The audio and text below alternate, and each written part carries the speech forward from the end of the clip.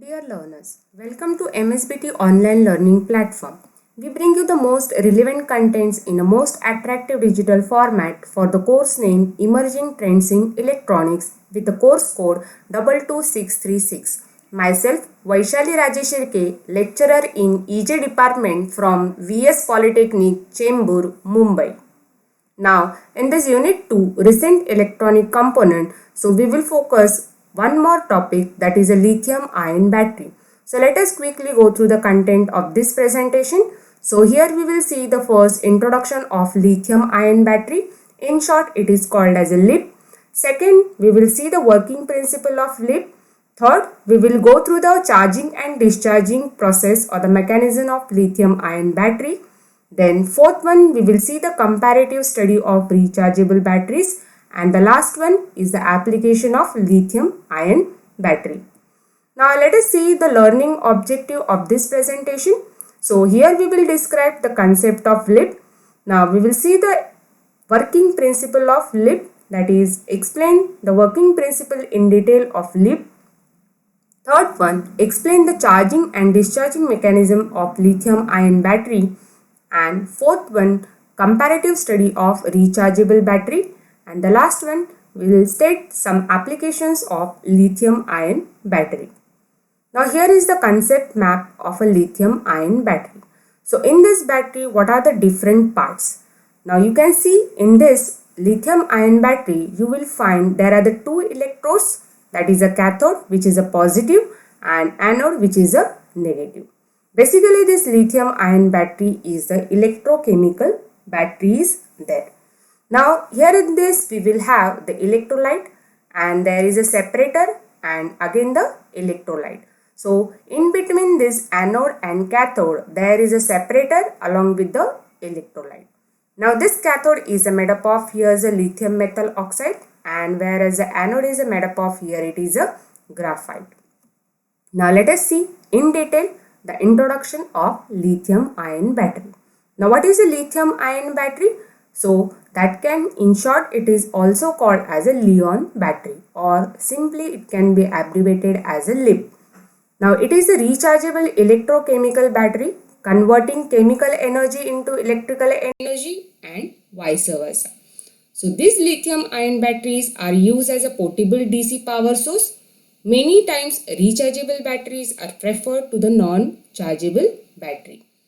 Now among these rechargeable batteries, nickel cadmium, nickel metal hydride and lithium ion are the most popular types of batteries which are used commercially for all the devices. Now let us see the working principle of LIP. Now lithium ion battery is made up of anode, cathode, separator and there is a electrolyte. So like we have seen in the concept map. So let us see here, it is the construction of the lithium ion battery. So if you see this diagram, it will be very clear. So it consists of an anode, cathode, separator and there is a one that cathode cover is there. And this whole is placed in a container. Now most lithium batteries used in computers, communication and consumer electronic products. Here the cathode, which acts as a positive electrode made up of lithium compounds such as lithium cobalt oxide, lithium manganese oxide and lithium nickel oxide. Whereas the anode, which are referred as a negative electrodes, which is generally made up of, here it is a graphite. Now let us see here, it is as it is a rechargeable battery, or it is also called as here is a electrochemical battery. So let us see here, it is a charging and discharging mechanism of lithium ion battery. So these batteries are generates the DC power supply by using the chemical reaction, as it is a electrochemical battery is there. So when the batteries are discharged and charged, at that time the lithium ion are moves back and forth between these two electrodes, that is a cathode and anode inside the battery. Both this cathode and anode are manufactured using the layer structure, and in this layer structure the lithium ions are located between these layers. In general, the cathode material which is used is cobalt based, nickel based or manganese-based transition metal oxide, whereas the anode is made up of, here it is a graphite. Now what happens during charging and discharging in case of a lithium ion battery? So when we say here it is when the battery is charging, at that time we will find this lithium ion moves from cathode to anode, and during discharge these lithium ions moves from anode to cathode. So here is the comparative studies of rechargeable battery. So there are many batteries available in the markets. So among those batteries, we will compare these three batteries on these certain parameters. So nickel cadmium, nickel metal hydride and lithium ion battery. So these three batteries are compared based on these features. So first we will see the cathode material. So whereas in case of nickel cadmium, the cathode material is a nickel hydroxide, and here in the nickel metal hydride also nickel hydroxide. Whereas in case of a lithium ion, the cathode material is nothing but the lithium metal oxide. Whereas the anode material used in the nickel cadmium is a cadmium hydroxide. Whereas in case of nickel metal hydride, it is a hydrogen absorbing alloy. And the third one is nothing but, here it is lithium ion battery. Here you will find the anode material which is made up of graphite. Now next comparison point is the electrolyte material. In case of nickel cadmium and nickel metal hydride, the electrolyte material which is used is nothing but the potassium hydroxide. Whereas in case of lithium ion, you will find the lithium salt. In case the battery voltage among these three batteries, you will find the lithium ion battery provides a battery voltage is a very high, that is a 3.5. Whereas a nickel cadmium has a 1.2 and nickel metal hydride is nothing but the 1.6. So this is one of the positive point related to the lithium ion battery, which provides a battery voltage is high as compared to this both batteries. Now next important is the battery cycle count. So if you see this, all these three figures, you will find this battery cycle count is a lithium ion battery has a 2000 plus cycles is there. Whereas in case of memory effect, there is a memory effect in the nickel cadmium is good. Whereas in case of nickel metal, it is reduced, and in this lithium ion, there is no memory effect.